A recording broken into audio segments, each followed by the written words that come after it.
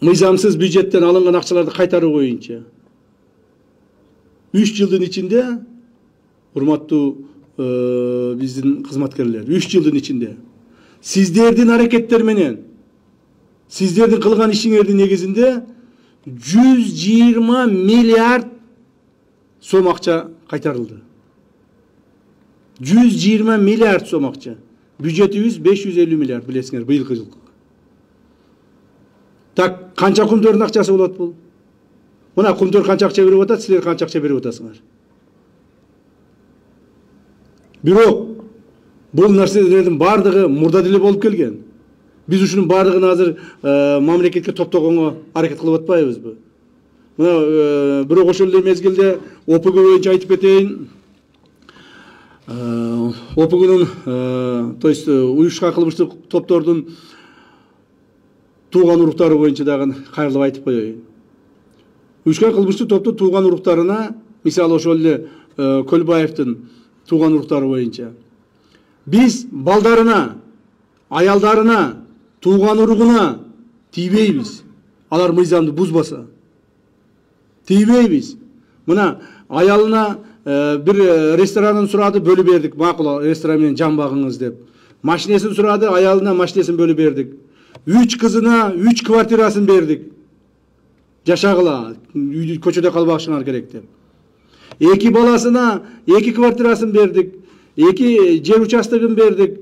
Bir баягы служба технического обслуживания деген анысын кайтарып бердик. То есть өзүнүн эмгеги менен, таза эмгеги менен жашасын.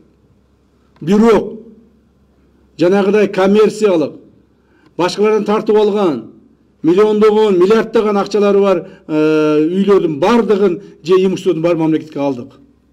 Бүгүнкү күндө 100 миллиарддан ашык акчаны алардан алаган болсок, то есть эсептеп чыгып иретке келтирсек, ошонун 220 миллиарды уже мамлекетке өттү. В виде имущества, в виде финансовых средств, все другое. Калгандарына өткүзүп атабыз, калгандары дагы өтөт мамлекетке. Ошол жерде бир эле үйлөрдөн 700 квартира бир комплекстен 60 квартира, бир комплекстен 40 квартира, бир комплекстен дагы бир 20-30 квартира, ушундай нерселер көп. Ошол кабыл алынган квартиралардын бардыгы жөнөкөй адамдарга берилет азыр. Жөнөкөй адамдарга ГИК аркылуу, государственный ипотечный компания аркылуу беребиз. Ошол олигархтар, олигарх болгондо дагы бандит олигархтар. Ошентип жакшы жашап, ар бири миллиардтан эмет эткенден көрө жөнөкөй адамдардын турмуш тиричилигин биз оңдошубуз керек. Мына айтып атышпайбы, жанагы Панфилов районуна как раз келип калдым, айтып коеюн. Бул Азим Ройдун жери ушул жер, э? Сейди Азимов Кыргызстанга келгенде президент да кабыл алган. Мен да кабыл алганмын. Ал ошондо келип айткан: "Ай, мен болду, мен өткөндөгү мурдагы криминалдык жүрүш-турушумду токтоттум. Мен эми инвестормун. Мен акчам бар. Кыргызстанга акча салайын, ушул жерде завод фабрика курайын, ушул жерде иштейин, элге жумуш камсыз кылайын" деп айткан. Президентибиз дагы айткан: "Макул, иштегиле, жумуш камсыз кылгыла, мыйзамды бузбагыла, адамдарга зыян келтирбегиле" деп сүйлөшкөнбүз. Бирок эмне болду? Мына ошондон бери 2 жыл өттү. Ошо Азимрой Кыргызстанга завод фабрика эмес, бир камок салган жок. Кайрадан мурда өзүнүн иштерин баштады. Элди талаптануу, коркутуп үркүтүү, тартып алуу, жана өзүнүн акчасын күчү менен укук коргоо органдарын, жергиликтүү бийлик органдарын, мамлекеттик органдарды сатып алуу фактыларын кайрадан баштады. Мына ошондо биз ага чара көрдүк. Бизге андай инвесторлордун кереги жок. Криминалдык инвесторлордун, келип бизди кайра тоной турган инвесторлордун бизге кереги жок. Азимрой ким болуп кеткенде дагы ал жооп берет. Мыйзамдын алдында жооп берет. Ушул эле маселени мына айтып атышат. Эмне үчүн анда Акылбек Жапаров тойго барса, Камчы Көлбаевдин апасынын тоюна барса, аны жазалабайсыңар. Акылбек Түмөнбаев Камчы Көлбаевдин жанагы похоронуна барса, аны жазалабайсыңар дейт. Мен айтып коеюн. Акылбек Сөнбеков Камчы Көлбаев менен да ушундай сүйлөшүү болгон. Муну да коомчулук билиш керек. Камчы Көлбаев менен дагы, Райым Матраимов менен да ушундай сүйлөшүү болгон. Мындан 3 жыл алдын биз бийликке келгенде айтканбыз. Коомго зыяныңар тийгизбегиле. Мыйзамды бузбагыла. Өзүңөр жашооңор менен жашагыла. Ушуга чейин тапкан акчаңарды элдин жыргалчылыгына жумшагыла деп шарт койгонбуз. Алар ошого макул болгон. Башында алып келип аларды камаганбыз.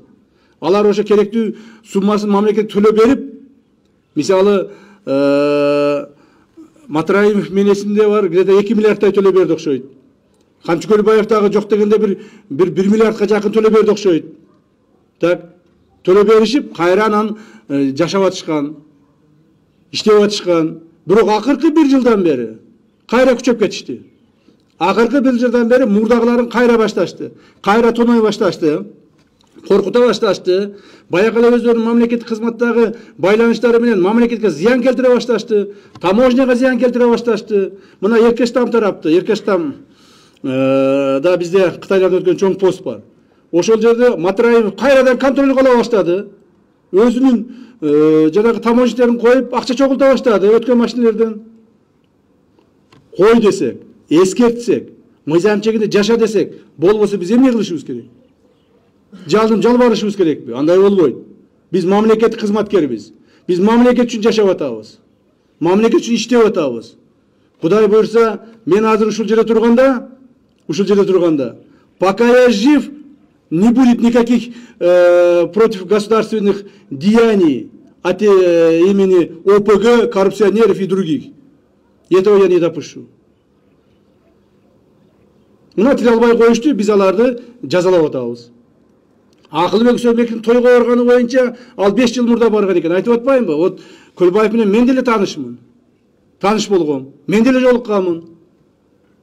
Акылбек Үсөнбек 5 жыл мурда тойго барган, ал таныш болгон. Бирок мына 3 жылдан бери биз менен иштеп атат, эч кандай байланышы жок, эч кандай сүйлөшүү жок. Эгерде Акылбек Үсөнбековичтин ОПГ менен байланышы болсо, Көлбаев менен байланышы болсо, кандай бир операциялар жасаса, же чогуу жүрсө, чогуу отурса, чай ичсе, анда мен ал кишини жоопко тартууга даярмын. Түмөнбаев, Акылбек Түмөнбаев, анын похоронуна барды деп айтып атышат. Эмне үчүн аны жоопко тартпайсыңар деп. Эмне үчүн тартпайбыз Акылбек Түмөнбаевди жоопко? Акылбек Түмөнбаев эл шайлаган депутат. Ошол жерден эл шайлай берген. Эл кандай депутатты шайласа, биз ошол депутаттар менен иштеп атабыз.